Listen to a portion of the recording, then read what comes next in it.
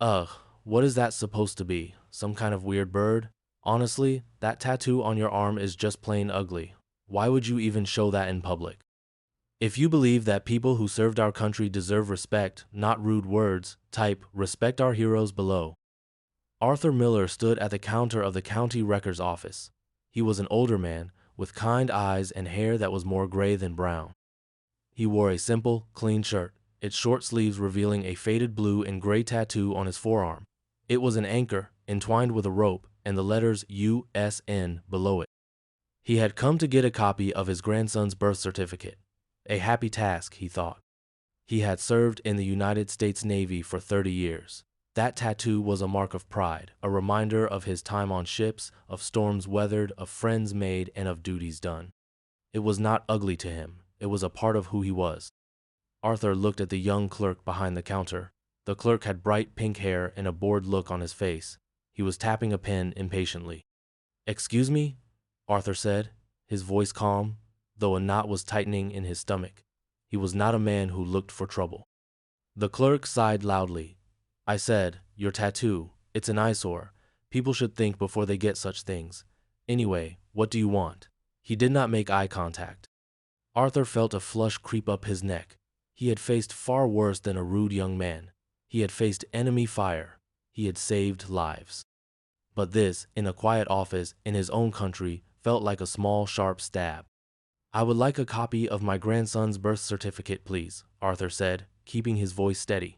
He handed over the filled-out form. The clerk snatched the form. "Name, date," he mumbled, typing slowly into his computer, still avoiding Arthur's gaze. He made a face as his eyes flicked again to Arthur's arm. "Seriously, dude, you should wear long sleeves. That thing is just... no." This was too much. Arthur had been taught to respect others, and he usually received respect in return. He wasn't asking for a parade, just basic human kindness. "Young man," Arthur said, his voice still quiet but firm now, "that tattoo represents my service to this country. It is a Navy tattoo. I am very proud of it." The clerk snorted, a small, nasty sound. "Oh, sure, everyone's a hero these days. Service to the country. Right. Looks more like something you got in a back alley." He pushed the form back towards Arthur. "This isn't filled out right anyway. Section C, you missed a box." Arthur looked down at the form. His hand trembled slightly. It wasn't just the rudeness now. It was the disrespect for what the tattoo stood for all the men and women he had served with, for the sacrifices. He felt a deep sadness and then a slow burn of anger. He was not used to feeling angry. "Have you ever been judged unfairly just by how you look?" Type, "Yes, I have, if this has happened to you." Arthur took a slow breath. He could argue. He could demand to see a manager. But he looked at the clerk's smug face, and a different thought came to him. A memory, a promise. Years ago, at his retirement ceremony, a much younger officer, a man Arthur had mentored, had shaken his hand. Petty Officer Miller. The young officer, now an admiral, had said, "If you ever, and I mean ever, need anything, or find yourself in a bind where the Navy's honor is questioned through you, here is my personal number. Call it." Arthur had kept that card in his wallet for over a decade, tucked behind his driver's license. He'd never thought he'd use it. It seemed too dramatic. But this felt like one of those times. It wasn't just about him. It was about the uniform he once wore, the service he had given. He picked up his form. "All right," he said softly. He stepped away from the counter, pulling out his old flip phone.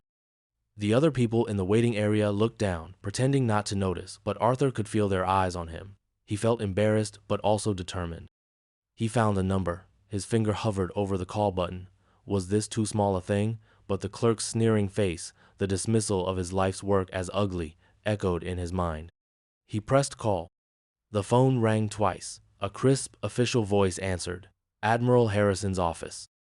Arthur spoke quietly. "My name is Arthur Miller, petty officer, retired.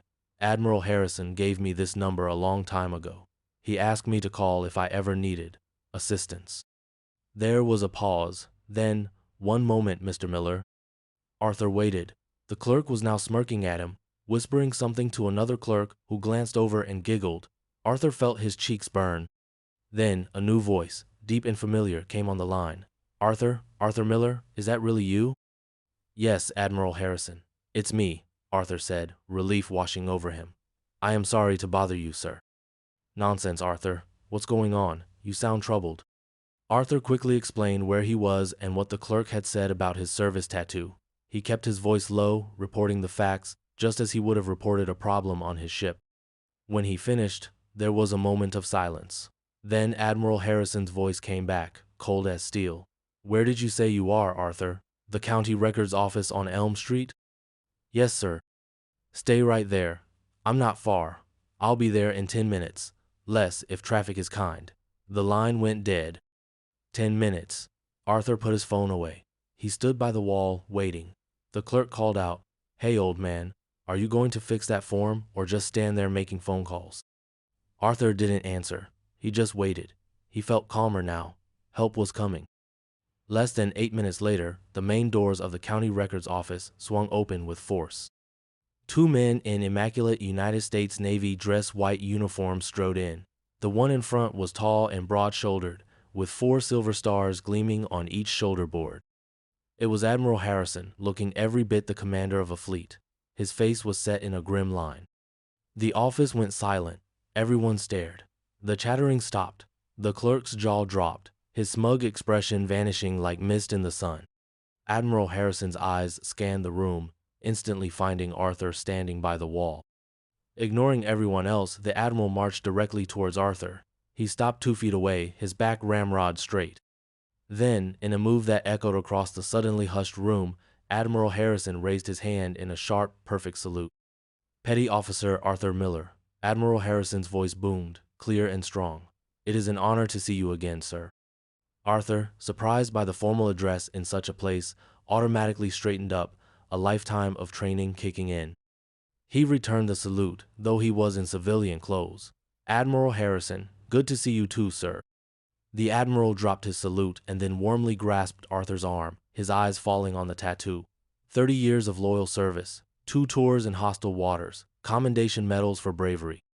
Life-saving actions during the Typhoon Agnes rescue, all represented by this mark of honor, Arthur. This ugly tattoo, I believe someone called it. The Admiral's voice was dangerously soft on the last words, but loud enough for everyone to hear. He turned his gaze slowly, like a battleship turret, towards the counter where the pink-haired clerk now looked like he wanted the floor to swallow him. The clerk was pale, his eyes wide with fear. If you think the clerk is about to get what he deserves, type justice time in the comments. Young man, Admiral Harrison said, his voice now like thunder. Step forward.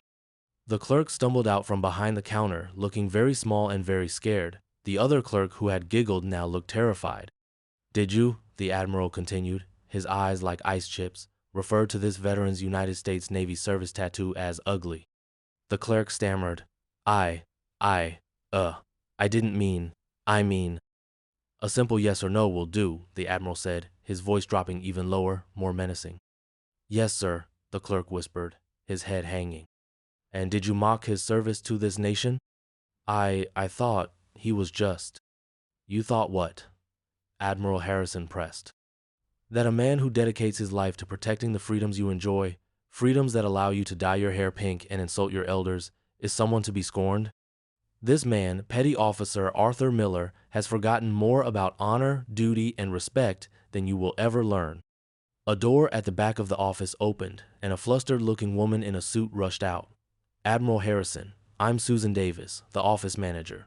Is there a problem? She looked from the Admiral to Arthur, then to the terrified clerk. Madam Manager, the Admiral said, his tone still severe but slightly less aggressive. There is indeed a problem, a big one. Petty Officer Miller here, a decorated veteran of our Navy, came to your office for a simple service and was instead subjected to ridicule and profound disrespect by your employee. He gestured towards the clerk. His service tattoo, a symbol of decades of sacrifice, was called ugly. Mrs. Davis looked horrified. Her face turned red. Oh, my goodness. I am so sorry, Mr. Miller and Admiral Harrison. This is unacceptable. Completely unacceptable. She turned to the clerk. Kevin, you are suspended, effective immediately. We will discuss your future employment later, but I can tell you now, it does not look promising. Kevin, the clerk, just nodded, looking like he was about to cry. Mrs. Davis turned back to Arthur. Mr. Miller, please, allow me to personally handle your request, and please accept our deepest apologies. There is no excuse for this. We value our veterans. We truly do. Arthur, a little overwhelmed by it all, nodded. Thank you, Mrs. Davis, and thank you, Admiral. Admiral Harrison put a hand on Arthur's shoulder. Arthur, it was my honor. The Navy does not forget its own. He then addressed Mrs. Davis. I trust you will ensure Mr. Miller receives the respect and service he is due, and perhaps some additional training for your staff on how to treat all members of the public, especially those who have served this nation, would be in order. Absolutely, Admiral, Mrs. Davis said quickly. We will implement sensitivity and veteran awareness training immediately. Mr. Miller, your grandson's birth certificate, of course, and any other documents you may ever need from this office will be provided free of charge for life. It's the least we can do. Arthur finally got his grandson's birth certificate, handed to him by a very apologetic Mrs. Davis. As he and Admiral Harrison walked out of the office, the other people in the waiting room were all looking at Arthur with newfound respect. Some even nodded or smiled shyly. Outside, Arthur turned to his old friend. Tom, he said, using the Admiral's first name, you didn't have to do all that. Admiral Tom Harrison smiled. Yes, Arthur, I did. Respect is not optional. It's earned, and you earned it 1,000 times over. That tattoo isn't ugly. It's a badge of honor, a story of a life well lived in service. Never let anyone tell you otherwise. The story of what happened at the county records office spread. Kevin, the clerk, lost his job. The office did start new training programs. People learned a lesson that day. Arthur Miller went home, his grandson's birth certificate in hand. He was a quiet man, not one for fuss. But as he looked at the faded anchor on his arm, he felt a warmth spread through him. It was not ugly, it was beautiful. It was a story. His story. What do you think is the most important lesson from this story? Is it about respecting veterans, not judging by appearances, or the power of standing up for yourself? Remember, true honor is not in how you look, but in what you do and who you are. The quietest people can have the loudest legacies of bravery.